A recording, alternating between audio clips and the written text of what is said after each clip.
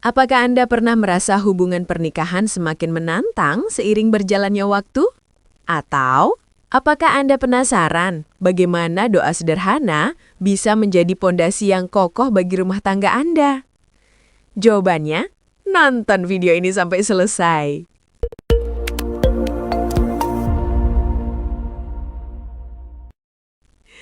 Salve teman-teman, apa kabar Anda hari ini? Sehat selalu ya. Amin. Perkenalkan, saya Alin, host di Alin Podcast Katekese Keluarga Katolik. Kali ini, kita akan membahas topik yang sangat penting, tapi sering terlupakan dalam rumah tangga. Doa suami istri, sumber kekuatan dan kesetiaan keluarga Katolik. Pernikahan bukan hanya tentang cinta yang romantis atau kebersamaan sehari-hari. Pernikahan adalah perjalanan spiritual yang menuntut kedua belah pihak untuk terus tumbuh dalam iman dan kasih. Di tengah kesibukan, konflik kecil, dan tantangan zaman modern, banyak pasangan lupa bahwa doa bisa menjadi pengikat yang menguatkan hati dan menjaga kesetiaan. Di video ini, kita akan membahas bagaimana doa suami istri berperan dalam memperkuat rumah tangga, contoh doa sederhana yang bisa dilakukan bersama, serta refleksi berdasarkan Alkitab, dokumen Gereja Katolik, dan tulisan Bapak Gereja Perdana. Jadi, siapkan secangkir kopi atau teh hangat, dan mari kita mulai perjalanan hangat ini menuju kekuatan doa dalam rumah tangga. Siap? Mari kita masuk ke pembahasan utama. Poin 1. Pentingnya doa dalam pernikahan. Doa bukan sekedar rutinitas spiritual, tapi fondasi yang menjaga rumah tangga tetap harmonis. 1. Alkitab menekankan pentingnya doa dalam kehidupan keluarga. Dalam Efesus 5 ayat 25-26, Paulus menulis, "Hai suami, kasihilah istrimu sebagaimana Kristus telah mengasihi jemaat dan telah menyerahkan dirinya untuknya." Kasih Kristus yang diteladani suami istri tercermin dalam doa, karena doa membuat pasangan lebih sabar, pengertian, dan rendah hati. Menurut data dari Pew Research Center tahun 2020, pasangan yang secara rutin berdoa bersama memiliki tingkat konflik lebih rendah 32% dibanding pasangan yang jarang berdoa. Wah, lumayan ya teman-teman, hampir sepertiga konflik bisa dicegah hanya dengan doa. Ya. Selain itu, doa membantu pasangan menghadapi tantangan eksternal, seperti masalah ekonomi, pekerjaan, atau tekanan sosial. Dalam konteks katekese keluarga Katolik, doa bersama merupakan salah satu sakramen batin yang menumbuhkan kesatuan spiritual. Poin 2. Doa sebagai sumber kekuatan emosional. Setiap pernikahan pasti menghadapi masa-masa sulit, stres pekerjaan, urusan anak, atau perselisihan kecil yang menggunung. 1. Doa adalah sumber kekuatan emosional. Mengucapkan doa bersama membantu pasangan menenangkan hati dan membangun ketenangan dalam menghadapi masalah. 2. Menurut Kanon Law 1055, pernikahan adalah ikatan yang didirikan dan dikuatkan dalam Tuhan. Sehingga kekuatan yang lahir dari doa bukan sekedar simbol, tapi realitas spiritual yang mengikat dua hati menjadi satu. Contoh sederhana, setiap malam sebelum tidur, pasangan dapat mengucapkan doa singkat seperti, "Tuhan Yesus, bimbinglah hati kami agar selalu mengasihi satu sama lain dengan sabar dan tulus. Semoga rumah tangga kami menjadi saksi kasih-Mu." Ritual sederhana ini menciptakan atmosfer kasih yang konsisten dalam rumah tangga. Bahkan, data survei dari US Center for Marriage and Family tahun 2019 menunjukkan bahwa pasangan yang rutin berdoa sebelum tidur memiliki kepuasan pernikahan 25% lebih tinggi dibanding pasangan yang tidak berdoa. Jadi, jangan sepelekan doa malam ya teman-teman. Poin 3. Doa membawa kesetiaan dalam pernikahan. Kesetiaan itu bukan hanya soal janji di awal pernikahan, tapi juga soal bagaimana hati dan pikiran tetap terhubung satu sama lain. 1. Doa suami istri menjaga hati tetap setia. Ketika pasangan berdoa bersama, Mereka mengingatkan diri sendiri dan pasangan tentang komitmen yang telah dibuat di hadapan Tuhan. 2.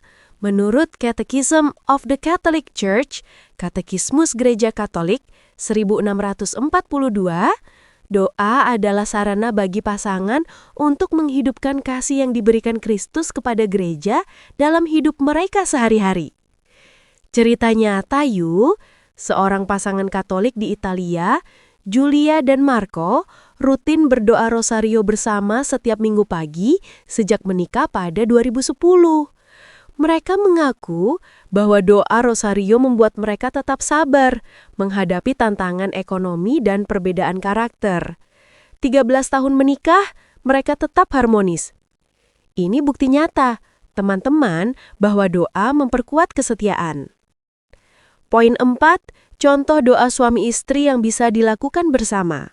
Berikut beberapa contoh doa singkat namun efektif. 1. Doa pagi bersama. Tuhan, tuntun langkah kami hari ini.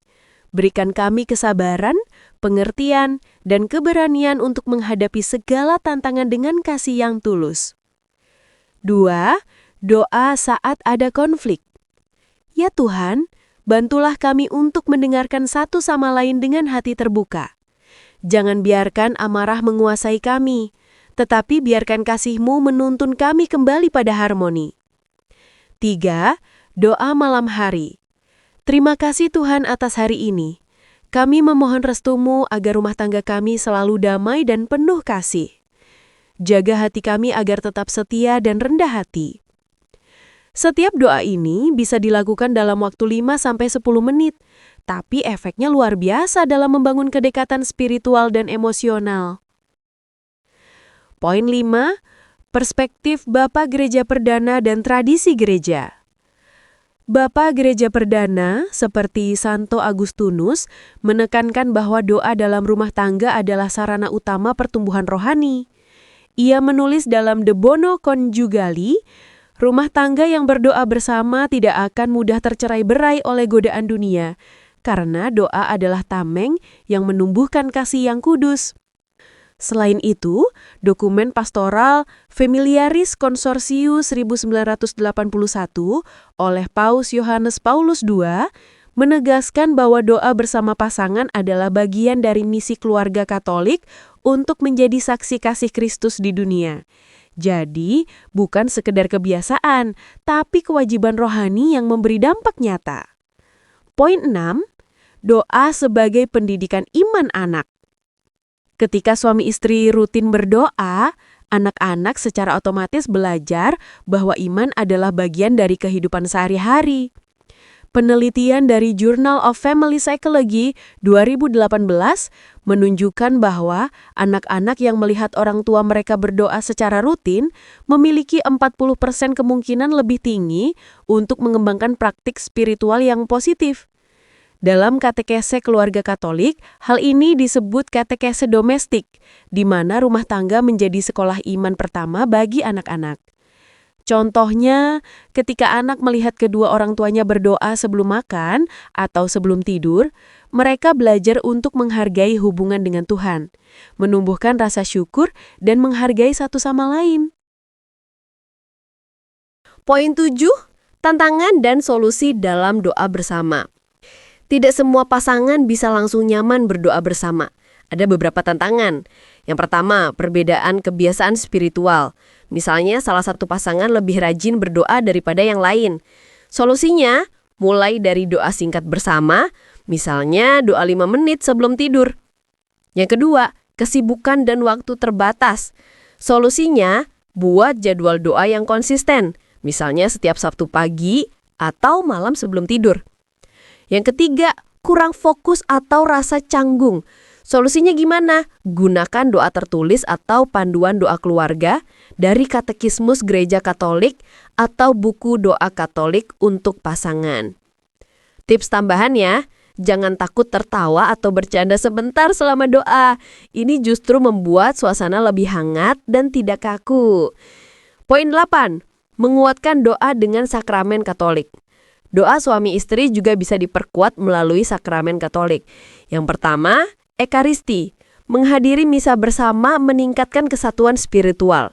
Yang kedua, pengakuan dosa, membantu membersihkan hati dan menjaga hubungan tetap suci.